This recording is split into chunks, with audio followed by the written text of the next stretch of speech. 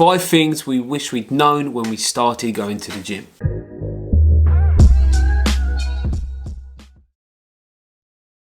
And welcome back to another video. Rob, Alex, and in this video, again, I just said 5 things we wish we'd known when we started going to the gym. Well, we're going to start with the least important thing, but realistically, all of these 5 things could be point number 1. They could be. You could make an argument for point number 5, which is consistency. We've already had a nice debate before the video about how this could be number 1, but I feel like I won the debate. Didn't win the debate. Consistency is super key because without consistency, you're not going to get anywhere. But what I was suggesting to Rob was, if you're really consistent, but you have no clue what you're doing, you're not going to get anywhere anyways. You need consistency to get results. It's like anything in life, okay?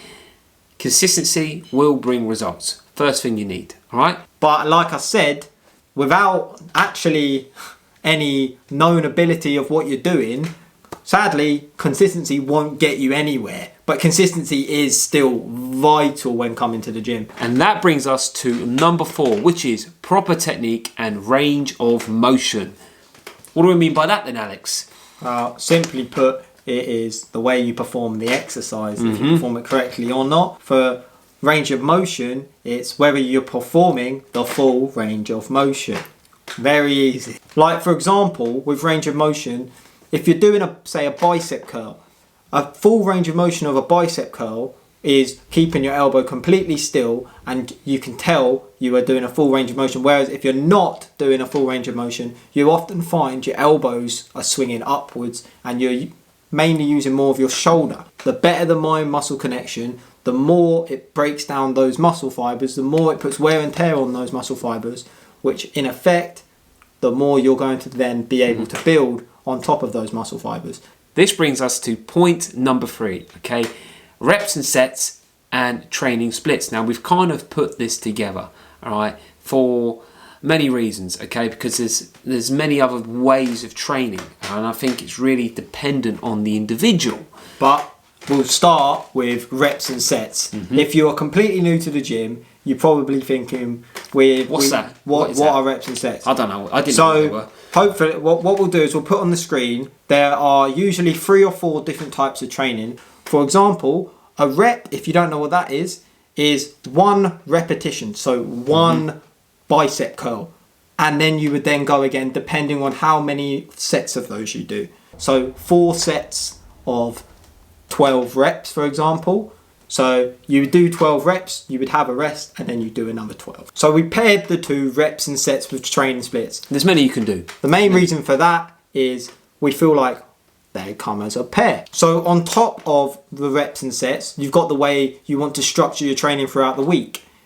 They're usually called training splits. Something I wish I had known how to structure when I first started at the gym. I'd just go try and find the lat pull down bar and pull that for about an hour, do some bicep curls. With training splits, you've got a couple different splits and everybody's got their own one. The biggest ones are usually push-pull legs. Yep. And upper body, lower body. We'll throw up some training splits on the screen. But at the end of the day, it's all down to personal opinion. What do you prefer to do? I prefer to do push-pull legs because I like going to the gym as much as possible, but like we said, it's all down to personal opinion. So there's many ways that you can train, okay, in hindsight, all right? But what works for you for the individual. Now, I guess as an untrained individual, the main thing is to work out your reps and sets, okay, and what you feel comfortable doing, all right? And as an untrained individual, the most important thing is to build up stabilization of your muscles. The best way to do that, we'll bring it back to it, is to have good range of motion. Make sure when you are doing the exercise, you take your time unless you're doing a really heavy lift, which you shouldn't be if you're a beginner. You just need to be working on stabilizing your muscles, creating what they call mind muscle connection or kinesthesis. Point number 2, and this could go in with point number 1, but we wanted to separate it because it's that important. Protein intake. Why is protein intake so important? you need enough protein to support muscle growth and recovery. All right. A systematic review, meta-analysis, meta-aggression, they looked at dietary protein intake and they found that 1.6 grams per kg of body weight per day is both sufficient and necessary to help optimize resistance training in changes in fat-free mass and 1RM strength. So a little bit of science behind that is what happens in the body is when we work out, we break down our muscle fibers, we weaken our muscle fibers, and our bodies are smart. They will then try and use a steroid hormone called either catabolic or anabolic steroid hormone that we build in our body. If there is not enough of that steroid hormone, our body will take and use catabolic processes which break down the muscle fiber and essentially make it weaker. If we intake more protein into our body, enough protein into our body, it will use the anabolic processes and it will then build and recover those muscle fibers and make them stronger, like Rob's mentioned. Okay. So you want anabolic processes, not catabolic. And the only way to do that is either eat it or take steroids. So protein, it's on its own. You could put it in with this next point that we're going to go into. It's important, but you don't want catabolic processes. Remember that. No to catabolism. Yes to anabolicism. Anabolicism. Number one, the big one. And it is nutrition. Okay, you're thinking, oh, that was kind of obvious coming. And nutrition can fall into two categories, okay, which is the untrained, skinny, lean individual. Okay, now the skinny, lean individual would probably want to consume a moderate caloric surplus of 200 to 300 calories per day, getting enough protein in. Calorie increase. Yeah, if you don't know what caloric surplus is, it's an increase of calories. And remember, if you consume more food than over 200 to 300 calories, yes, you're still going to gain muscle, okay, but you're just going to also gain more fat at the same time. You will gain fat. Okay, be all end all. That's what will happen when you're in a caloric surplus. The second category, it falls under the untrained, overweight or obese individual. Okay, now they would take a slightly different approach, and by that I mean they would be in a caloric deficit because of the excessive body fat that they have. Okay, and again, the same thing would apply. They would want to get a sufficient amount of protein. Remember, 0.72 grams per pound of body weight per day.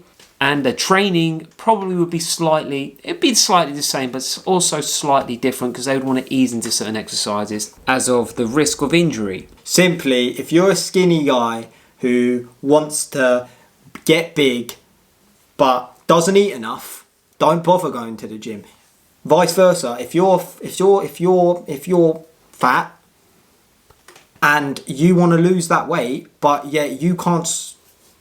I won't say you can't stop eating chocolate cake because people might take. Again, it's about your caloric intake. If you're fat and you can't maintain a low calorie intake, then you're going to struggle to lose weight.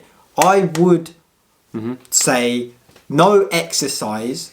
Or no type of exercise will overcome bad nutrition. That's true. That is true. And no matter how hard you work, if your nutrition is poor and you aren't taking any notice of it, you're not going to get to where you want to get. And with that, remember guys, and especially with the untrained individuals, okay, and again, this comes around to nutrition, having a higher protein intake can make you feel more full. So for an overweight, obese, untrained individual, if a higher protein intake can make you feel more full, then you're going to eat less food. And if you eat less food, you're going to be in a caloric deficit. Smart that is, isn't it? Nutrition, guys, isn't too difficult to understand, and trying to put it in the most simplest way for you so you can take it and apply it to yourself, okay, is dependent on what type of person you are, okay? If that's a skinny or overweight person, all right, caloric surplus or caloric deficit, and a good amount of protein, that's 0.72 grams times your body weight, okay, in pounds. And if you can keep those two things in order, you will hit your targets. You will lose weight or gain weight, depending on what your goals are. Let's And you will get to where you want to get to if you're working hard in the gym too. That's it. All right, so the 5 points on the screen for you, okay, that is consistency, proper technique and range of motion, reps and sets, protein intake, and nutrition. They are our 5 things that we wish we knew when we started before going to the gym. And now you guys know it. You're welcome. So if you like this video, guys, hopefully you found this helpful and you can apply this into your day-to-day lives, in your training, especially if you're an untrained individual. Be safe, all right? And most importantly, use our 5 points. Yeah, use our 5 points.